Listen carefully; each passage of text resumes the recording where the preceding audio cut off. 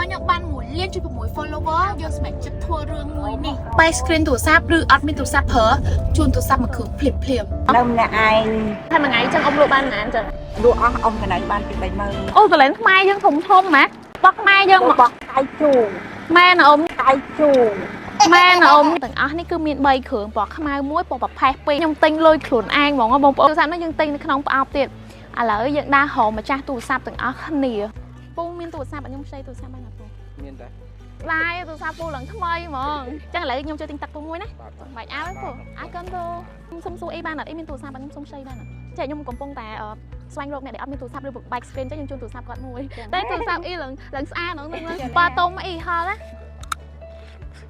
យកមកកំប៉ុងចាអរគុណអីស្រែកតប៉ែសើក្រែមខ្មែរយើងដើរសួរ3នាក់ហ្វែទាំង3នាក់ខ្ញុំគិតថាស្មៃឥឡូវងាយរកអ្នកមានទូរស័ព្ទប្រើទេបើមានទូរស័ព្ទប្រើហើយអ្នកពិបាកគឺគាត់ថែណាទូរស័ព្ទគាត់ងាយ bike screen ទៀតបានលីហងក្រែមហងត្រជាក់ហង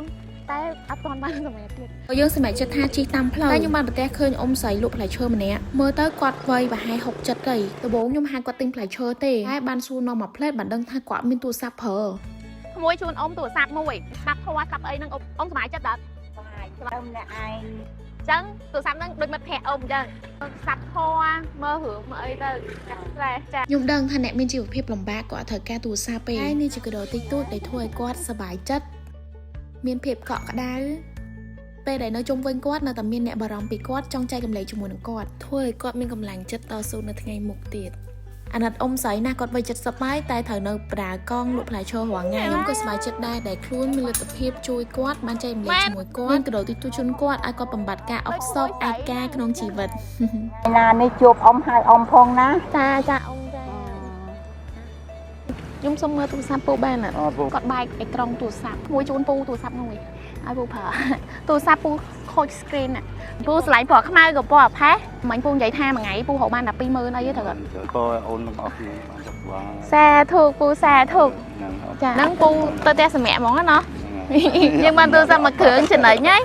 អរគុណបងប្អូនសម្រាប់1លាន6 follower អរគុណបងប្អូនដែលតែចូលចិត្តនឹងតាមដានវីដេអូរបស់ My Queen ហើយសម្រាប់បងប្អូនណាដែលអត់ follow ទេកុំភ្លេចចុច follow ម្នាក់មួយផងណាបើយើងបាន1លាន7 follow យើងនឹងធ្វើអីប្លែកៗទៀតវីដេអូដែល My Queen ធ្វើប្រកាសជាមានអត្ថន័យសន្យាថានឹងមានអត្ថន័យហ្មងបាទ